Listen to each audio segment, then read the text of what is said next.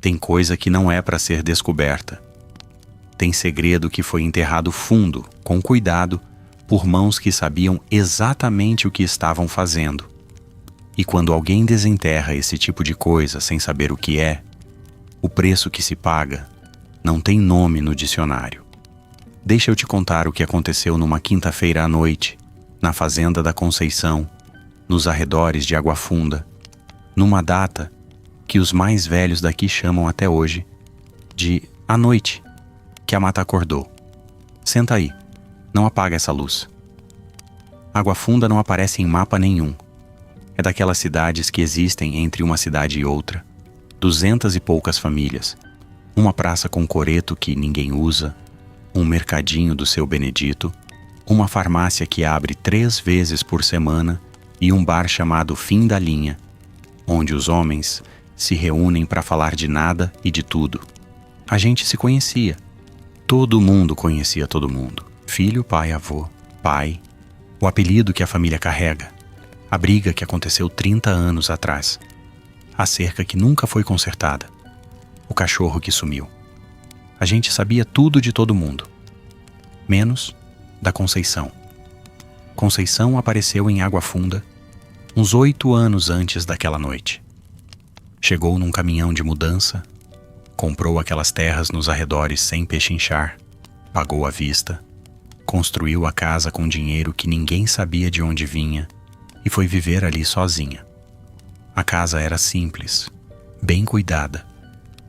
Varanda com vaso de flor, janela com cortina branca, uma caminhonete velha vermelha estacionada sempre no mesmo lugar. Ao redor, uma horta, e atrás da horta, a mata. Uma mata grande, fechada, escura mesmo de dia. Daquelas que a gente olha e sente que não quer entrar. Conceição tinha uns 40 anos, talvez. Difícil precisar. Tinha aquele tipo de rosto que não envelhece de um jeito que a gente consegue contar. Cabelo escuro, comprido, sempre preso. Olhos castanhos escuros que às vezes pareciam mais fundos do que olho tem direito de ser. Vinha ao mercado todo mês, sempre na mesma semana. Comprava o que precisava, pagava sem barganhar, agradecia com um sorriso que iluminava a cara e ia embora. Conhecia os mais velhos pelo nome. Parava para ajudar Dona Gertrudes a atravessar a rua. Levantava a sacola pesada para quem precisava. Perguntava de filho, de neto, de colheita. Era querida, do jeito que a gente gosta, de quem trata bem sem pedir nada em troca. Mas ninguém sabia de onde ela tinha vindo. Ninguém sabia o nome da família. Ninguém nunca viu visitante na casa dela.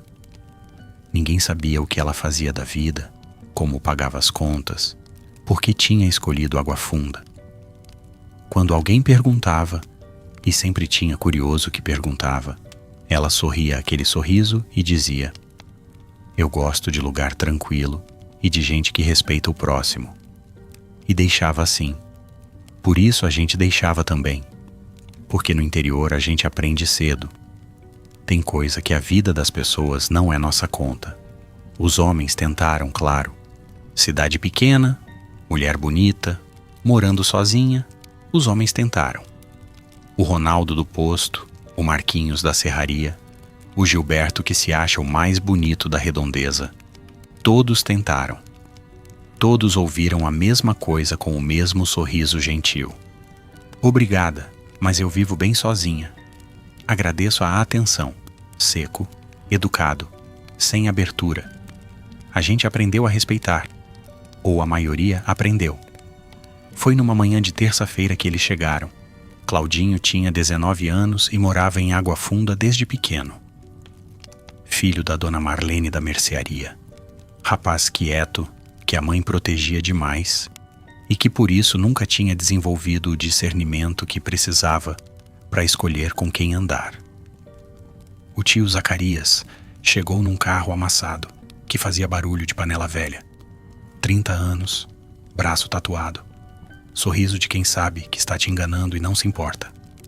A gente soube depois que tinha cumprido pena por assalto, que tinha entrado, e saído de delegacia mais vezes do que motel. Com ele veio Expédito.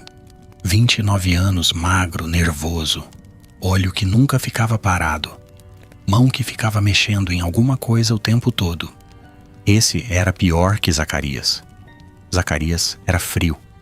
Expédito era imprevisível. E imprevisível é sempre mais perigoso. Os dois disseram que vieram visitar o Claudinho. A dona Marlene ficou desconfortável. A gente viu na cara dela. Mas o que ela ia fazer era o irmão. Era família. Ficaram 3 dias, sem fazer nada de errado. Bebiam no fim da linha, jogavam baralho, zoavam com os rapazes. Claudinho foi apresentando os amigos. O Juninho, 17 anos, filho do Zé da farmácia, que seguia o Claudinho para todo canto porque não tinha opinião própria. E o Mateus. Mateus era o mais novo. 17 anos também, mas parecia mais velho de rosto, desses que nascem com uma seriedade que não combina com a idade. Trabalhava no mercado do seu Benedito desde os 14, conhecia todo mundo. Era respeitoso, educado, do tipo que cumprimenta adulto na rua e ajuda a carregar caixa sem precisar ser pedido. O que esse menino foi fazer naquela noite? Até hoje eu não entendo. Acho que ele não sabia como dizer não pro Claudinho. Que o tio Zacarias tinha aquela arma velha debaixo da camisa e usava ela como argumento quando precisava. Que a situação foi crescendo antes que ele conseguisse sair. Esse tipo de coisa acontece com os mais novos. A gente só aprende a sair de situação ruim depois que já saiu ferido de algumas. Mateus não teve essa chance. Foi numa manhã de quarta-feira. Conceição estava saindo do mercado com as compras do mês, carregando as sacolas para colocar na caminhonete vermelha. Cabelo preso, calça escura, blusa simples. Ia sorrindo para si mesma de um jeito que não era para ninguém, só dela. Zacarias e Expédito estavam na porta do fim da linha quando ela passou. Eu estava do outro lado da praça. Vi a cena toda. Vi os olhos dos dois mudarem, aquele tipo de olhar que a gente reconhece e que faz a barriga gelar. Não era admiração, era avaliação. Era o jeito que ladrão olha para a janela antes de arrombar. Quem é essa? Zacarias perguntou para o Claudinho. E o Claudinho, sem malícia nenhuma, sem entender o que estava pondo em movimento, contou tudo. A casa na beira da mata, a mulher sozinha, as terras compradas à vista, o dinheiro que ninguém sabia de onde vinha. Contou tudo. E eu vi Zacarias e Expédito se entreolhando com aquele sorriso que não é sorriso. Se eu soubesse então o que sei hoje, eu teria ido lá e gritado alguma coisa. Qualquer coisa. Mas eu não sabia. Ninguém sabia. Naquela tarde ouvi pelo filho do Zé da farmácia que ouviu de alguém que Zacarias tinha reunido os 5 numa conversa que ninguém de fora escutou. Depois dessa conversa, o Juninho e o Mateus ficaram quietos de um jeito diferente. Silêncio de medo é diferente de silêncio normal. Quem conhece, reconhece. Era quinta-feira, noite de lua cheia. E à noite, os 5 sumiram. O que vem a seguir é reconstituído a partir do bilhete do Mateus, dos fragmentos que ele falou nos primeiros dias depois. Os únicos que ele jamais falou. E do laudo do delegado Antônio, que investigou a cena na manhã seguinte. Eles saíram por volta das 8 da noite no carro velho do Expédito, sem farol, devagar.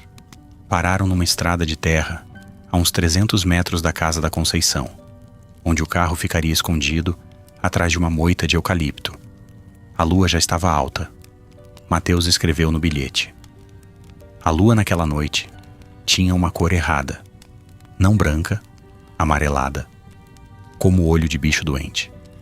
Eu devia ter falado alguma coisa, mas o Zacarias tinha a arma na cinta e eu tinha 17 anos e medo. Foram a pé até a casa. A noite estava quieta demais. Grilo, vento leve nas folhas. Lá longe na cidade, um cachorro latindo. Aquele latido comprido de presságio que os velhos daqui dizem que é cachorro vendo coisa que gente não vê. A casa da Conceição estava com luz dentro.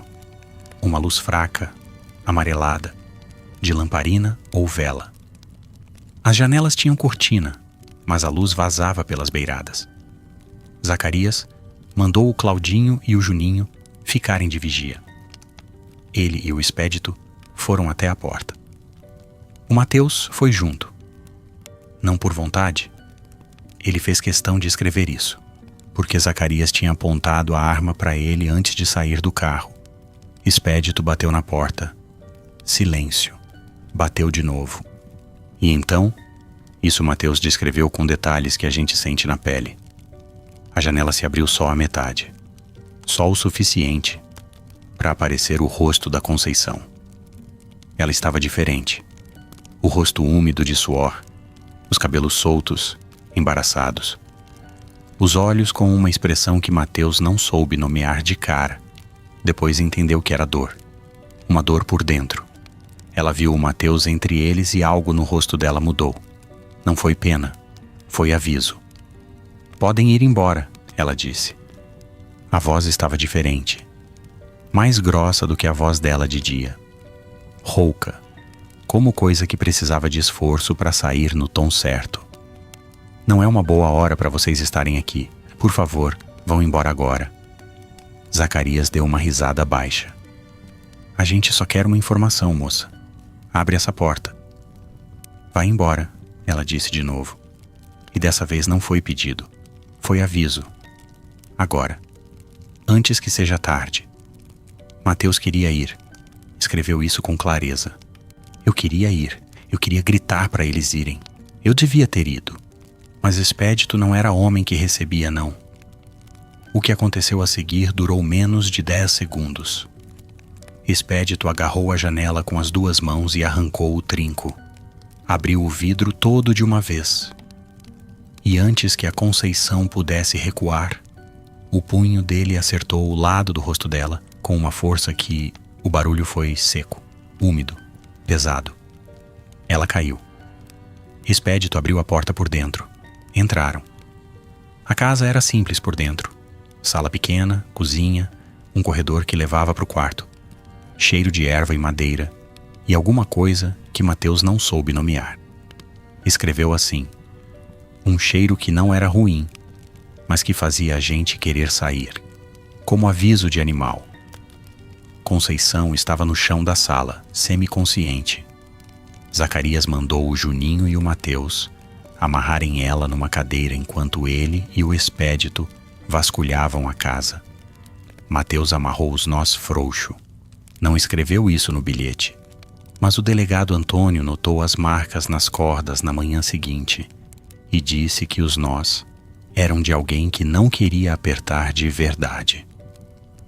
Enquanto Zacarias e Expédito reviravam os cômodos quebrando gaveta, abrindo armário, empurrando móvel, Mateus ficou na sala com a Conceição semiconsciente na cadeira e o Juninho do lado, branco de medo, sem conseguir falar.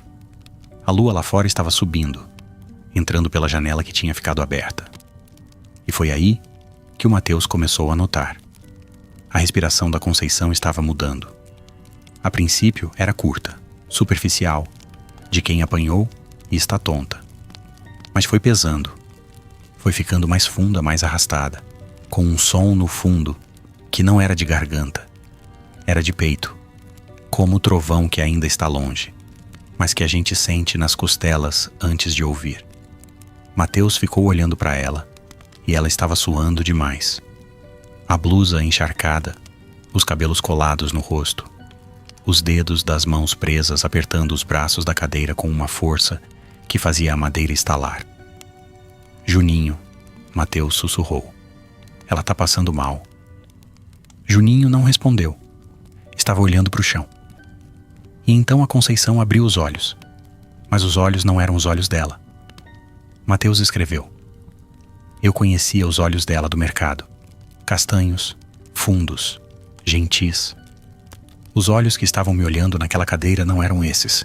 Eram amarelos, não amarelo de doença.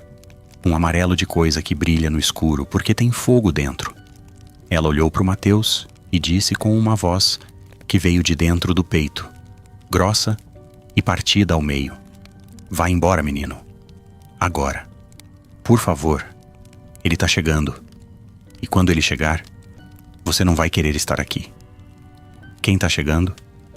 Mateus perguntou sem querer. Ela fechou os olhos. Os dedos apertaram mais a cadeira. A madeira rachou. Do quarto fundo veio a voz do Zacarias: "Achei alguma coisa aqui, Expédito. Vem ver." Mateus deu um passo na direção da Conceição. Senhora, a senhora tá bem?" Ela não respondeu. Mas o corpo dela estava tremendo. Um tremor que começava nos ombros, descia pelos braços e chegava nas mãos, com uma intensidade que não era de frio, não era de medo. Era de dentro. Era de alguma coisa que queria sair. Mateus recuou um passo. E foi aí que a lua entrou pela janela aberta. Cheia, redonda, amarela, de um jeito que não combinava com lua. Combinava com os olhos dela. O primeiro barulho foi o braço da cadeira. Arrebentou de uma vez com um estalo que fez o Juninho pular e gritar um negócio que não foi palavra. O segundo barulho foi a corda. As cordas que Mateus tinha amarrado frouxo.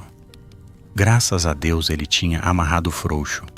Arrebentaram como linha de costura, com uma força que não era de mulher, que não era de nada que Mateus tinha nome para dar. A Conceição ficou de pé. E não era a Conceição. Ou era a Conceição ainda, mas era também outra coisa. Estava nos segundos entre os dois. Mateus escreveu com a letra mais trêmula de todo o bilhete. Ela estava de pé no meio da sala e ela estava se tornando. Eu não tenho palavra melhor. Ela estava se tornando. Os ombros empurrando para fora da blusa, o pescoço engrossando. As mãos que eu vi ajudar Dona Gertrudes a atravessar a rua, virando outra coisa. Os dedos ficando longos demais, as unhas crescendo enquanto eu olhava. E o rosto? O rosto foi o último, porque por um segundo ainda era o rosto da Conceição com os olhos amarelos. E ela me olhou. E eu soube que ela sabia que era eu. E eu soube que ela não queria que eu estivesse ali. Do corredor, a voz do Zacarias: "Que barulho foi esse?" Ninguém respondeu, porque ninguém conseguia. A transformação durou o tempo que dura um pesadelo longo. A blusa arrebentou nas costas primeiro. Uma abertura que cresceu de cima a baixo, enquanto a espinha da Conceição empurrava para fora.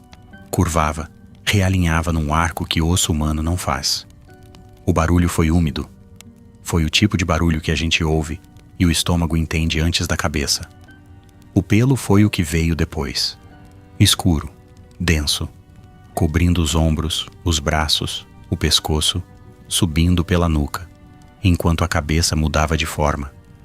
O focinho empurrando para frente, os dentes crescendo sobre os lábios rachados e aquela respiração. Aquela respiração que Mateus descreveu como a coisa mais assustadora de tudo. Não os dentes, não as garras, não o tamanho que ela tomou enchendo a sala inteira.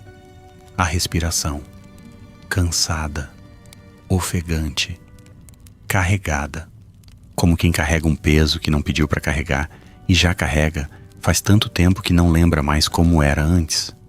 Uma respiração de dor que atravessa gerações.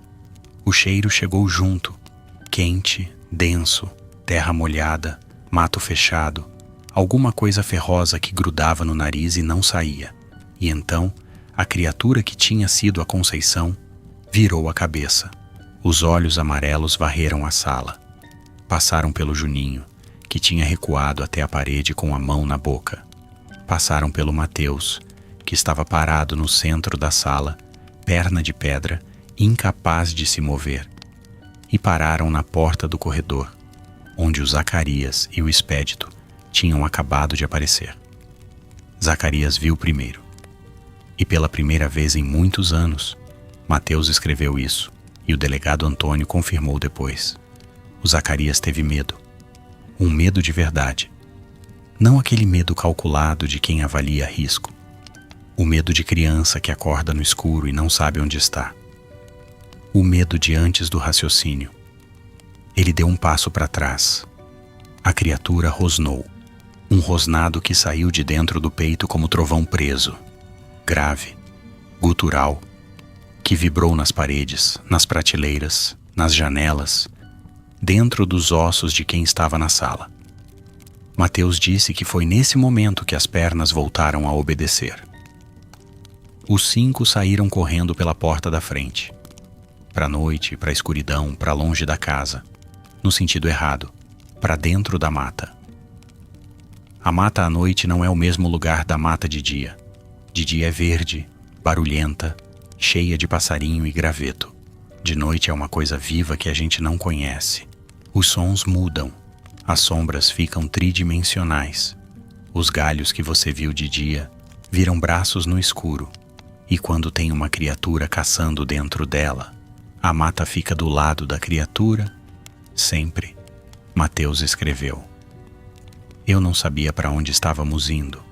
Ninguém sabia. A gente só fugia. O Zacarias ia na frente com a arma na mão, mas a arma tremia junto com a mão. E a mata era escura e fechada, e as árvores batiam na gente de todo lado, e eu só ouvia respiração e galho, e o meu próprio coração. A uns 200 metros dentro da mata, o silêncio caiu. Silêncio de verdade. Os grilos pararam. O vento parou. O barulho deles correndo parecia uma profanação naquele silêncio. Zacarias parou primeiro. Ergueu a mão para mandar parar. Ficaram os 5 parados, ofegantes, ouvindo o próprio sangue nos ouvidos. Sumiu. O Juninho sussurrou. Fica quieto. Zacarias cortou.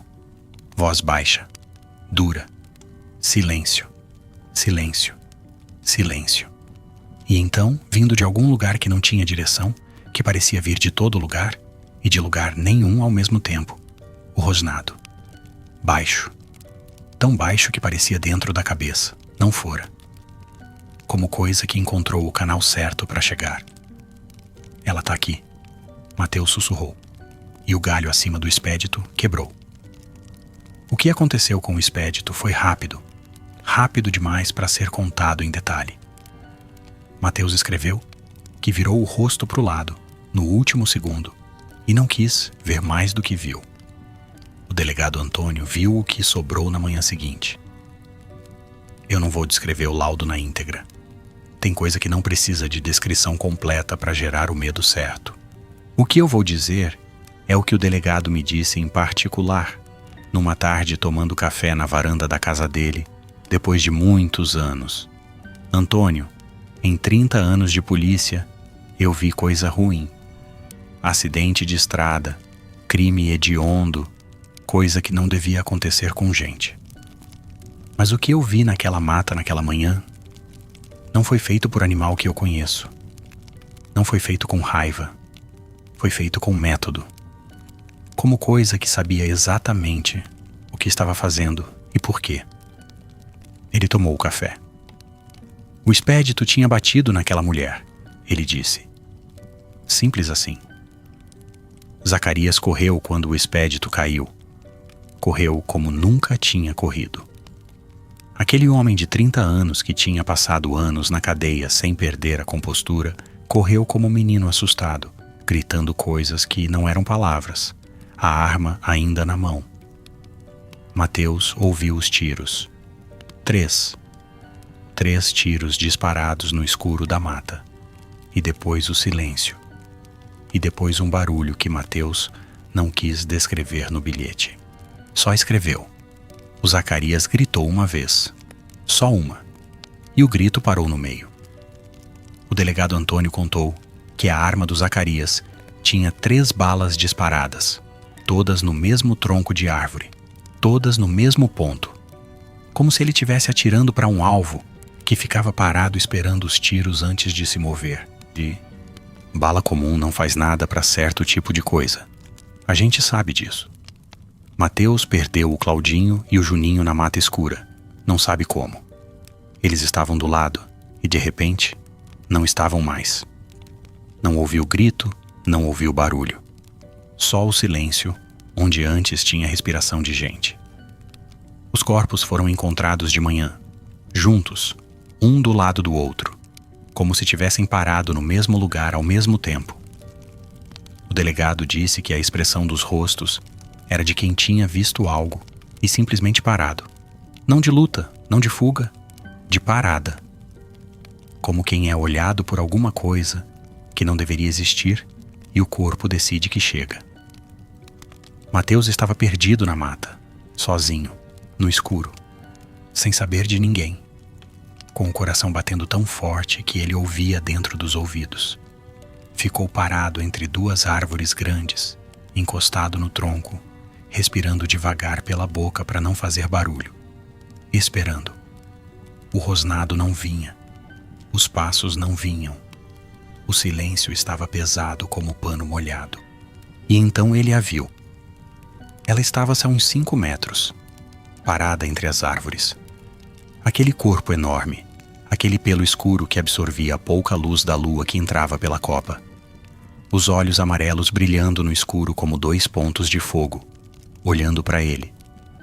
Mateus não correu, não conseguiu. Mas não foi só medo. Era outra coisa. Era como se a criatura não estivesse ameaçando, como se ela estivesse avaliando. Ficaram se olhando por um tempo que Mateus não soube medir. E então a criatura deu um passo na direção dele. Mateus fechou os olhos. Ouviu a respiração pesada chegando perto. Aquela respiração cansada, carregada, de dor que não tem remédio. Sentiu o cheiro de terra molhada e mato fechado. E então sentiu uma pancada no lado do rosto, que não foi com raiva, que não foi para machucar de verdade, que foi calculada, medida, exata, o suficiente para apagar. Mateus caiu, e enquanto caía, no último segundo de consciência, sentiu que a criatura ficou parada do lado dele por um momento. Só um momento, antes de ir embora. Mateus escreveu no bilhete: "Ela me reconheceu. Eu sei que ela me reconheceu. Eu fui o único que pediu para parar. E ela lembrou. Por isso eu estou aqui escrevendo isso. Mas às vezes eu fico pensando se ter sobrevivido foi um favor ou uma punição." Mateus foi encontrado de manhã pelo filho do seu Benedito, que tinha saído com mais 2 homens quando os 5 não voltaram. Estava deitado no meio da mata, com um roxo enorme no lado do rosto. Inconsciente, mas vivo. Acordou no posto de saúde da cidade. Ficou 2 dias sem conseguir falar. Quando falou, foram fragmentos, pedaços de frase que não fechavam. O delegado Antônio tentou montar uma história coerente do que ele dizia. E foi o que ficou registrado. Incompleto. Contraditório. Assustador. Depois desses 2 dias, Mateus não falou mais. Não sobre aquela noite. Não sobre nada que importasse. Ficava sentado, olhava para frente, respondia sim, e não com a cabeça quando perguntavam coisas simples. Comia quando colocavam um prato na frente. Dormia com a luz acesa. Não ficava em lugar escuro nunca mais. Não entrava em mata nunca mais. Nas noites de lua cheia, se trancava no quarto e ficava sentado na cama com os joelhos no peito até o amanhecer. E assim, viveu por 18 anos. A Conceição desapareceu. A casa estava lá. A caminhonete vermelha estava no lugar de sempre. A horta estava cuidada. A cortina branca estava na janela. Mas a Conceição não estava. O delegado Antônio foi lá 3 vezes. Bateu na porta 3 vezes. Nunca teve resposta. A 4ª vez que foi, a porta estava destrancada. Entrou. A casa estava em ordem, limpa. Cama feita, louça lavada. Como quem foi e organizou tudo antes de ir. Na mesa da cozinha tinha um papel dobrado. O delegado me mostrou uma vez, anos depois, quando já tinha se aposentado e quando eu já era velho o suficiente para ele achar que eu podia suportar. No papel, em letra regular, sem pressa, estava escrito: Peço desculpas pelo transtorno. Não foi o que eu teria escolhido. Nunca é, sem assinatura. As terras da Conceição continuam lá. Ninguém comprou. Ninguém foi morar. A prefeitura tentou leiloar uma vez, uns 15 anos atrás. Não apareceu comprador? A casa vai ficando. A mata vai crescendo. Aos poucos, as duas coisas vão virando uma coisa só.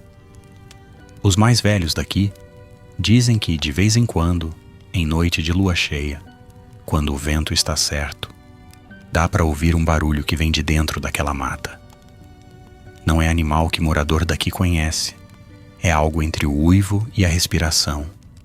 Pesado, cansado, como quem carrega um peso que não pediu e não vai poder largar nunca.